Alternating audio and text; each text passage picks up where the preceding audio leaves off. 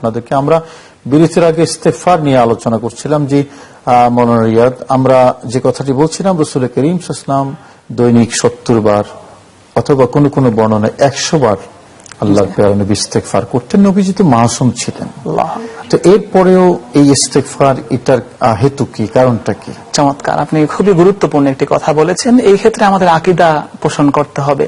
যে কেউ ভাবতে পারেন রাসূল পাক সাল্লাল্লাহু আলাইহি ওয়াসাল্লাম ইস্তিগফার করতেন, তার মানে শুধু ভাবতে পারেন, এটা কিন্তু অনেকে ভুল করে লিখেছো যে ওয়াস্তাগফিরহু, যেটা সূরা নসরের মধ্যে আল্লাহর প্যারা নবীকে আল্লাহ ইস্তিগফার করার অর্ডার দিয়েছেন, কারণ নবীজির ভুল ভ্রান্তি সেগুলো ক্ষমা করার জন্য। এটি তো আকীদার একটা চরম একটি গুলু বা একটি বাড়াবাড়ি অথবা একটি বিভ্রান্তি, এটি একটি পথভ্রষ্ট একটি আকীদা।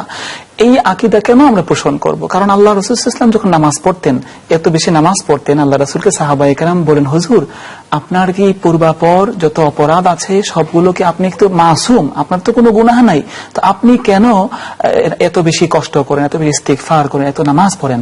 আল্লাহ রাসূল তো চমৎকার ভাবে বলে দিয়েছেন, আমি কি আওয়ালাম আকুনা আবদান শাকুরা, আমি কি আল্লাহর শুকরিয়া আদায়কারী বান্দা হব না? তো রাসূল পাক সাল্লাল্লাহু আলাইহি ওয়াসাল্লাম যে বিষয়ের সমাধান করে দিয়েছেন, সেই মাসুম নবীর উপরে আমি যদি এই আকীদা পোষণ করি যে রাসূল নিশ্চয়ই অপরাধ ছিল, তা না হলে মাফ চাইবেন কেন, এই যুক্তি দিয়ে কখনোই ইসলামকে বোঝার কোনো সুযোগ নেই। আল ইসলাম বাইনাল আকলি ওয়াল মুহাব্বা, ইসলাম হলো দলিলও লাগবে, মহব্বতের সমন্বয়। এখান থেকে আরেকটা প্রশ্ন নিয়ে ফিরে আসি। আসসালামু আলাইকুম ওয়া রাহমাতুল্লাহি ওয়া বারাকাতুহু। আসসালামু আলাইকুম। আপনারা একটু আগে একটা প্রশ্ন জবাব দিচ্ছেন ইন্টারেস্টের ব্যাপারে।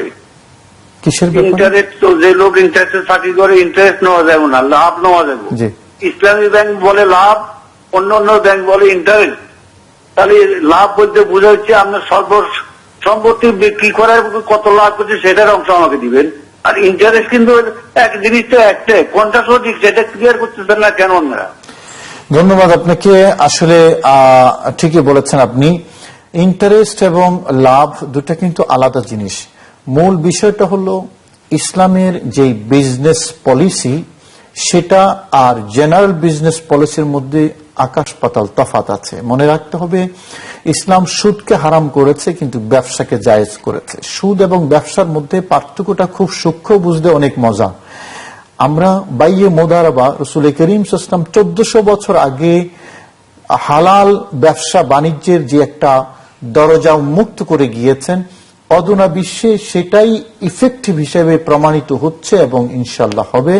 যে বাইয়ে মোদারাবা, কনফিউশনটা হলো অনেকে সে কথাটা বলেন যে জেনারেল ব্যাংকিং ব্যবস্থা আর ইসলামিক ব্যাংকিং ব্যবস্থা সেম, এটা ইন্টারেস্ট বলে, এটা লভ্যাংশ বলে। আপনি কি বলবেন?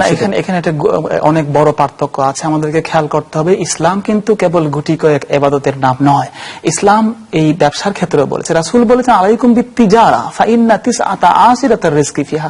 রাসূল ইসলাম বলেছেন ব্যবসা করো, ব্যবসার মধ্যে হালাল রিজিকের 10 ভাগের 9 ভাগ আছে। তো ব্যবসা করতে হবে সেটি হালাল তরিকায় যেন হয়।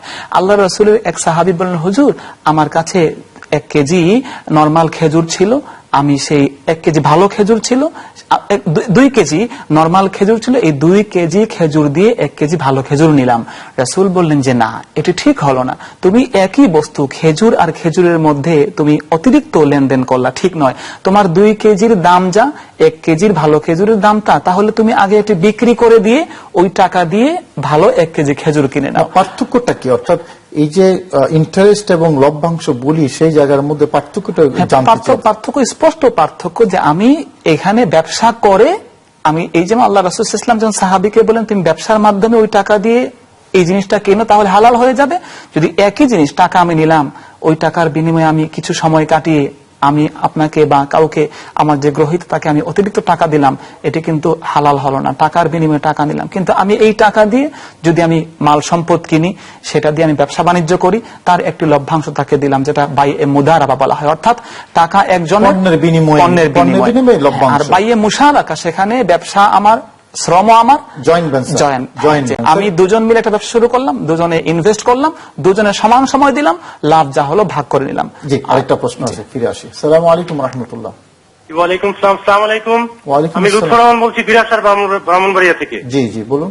হুজুর, তিরমিজি শরীফের হাদিসে আছে তুমি ক্ষমা করো তোমাকেও ক্ষমা করা হবে। হুজুর, এই বিষয়ে আমার প্রশ্ন হলো, আজ থেকে যে মাগফিরাতের অর্থাৎ ক্ষমার 10 দিন শুরু হলো, মহান আল্লাহ পাকের সেই মাগফিরাত ক্ষমা প্রাপ্তির তরিকাটি কি মোটামুটি এরকম যে বান্দাকে প্রথমে নিজের অপরাধ স্বীকারের পাশাপাশি অপরের অপরাধও ক্ষমা করতে হবে, যদি একটু বুঝিয়ে বলতেন। জি, ধন্যবাদ। আপনি দেখতে থাকুন। মাওলানা রিয়াদ, বিষয়টা হলো মুদারাবা হলো পণ্য বিক্রি করে সেই পণ্যের মূল্য গ্রহণ করা। নিঃসন্দেহে। আর আমি ঋণ দিলাম, দেওয়ার সময় 100 টাকা দিলাম, কিন্তু নেওয়ার সময় সেটা 110 টাকা নিলাম। এটা তো এটা সুদ হবে। কিন্তু হারাম। আপনি আমাকে টাকা দিলেন পণ্যের বিনিময়ে, সেই পণ্য আমি নিলাম, আপনাকে টাকা দিলাম, সেটা যদি হয় সেই জায়গায় প্রফিট যেটা হবে সেটা লভ্যাংশ।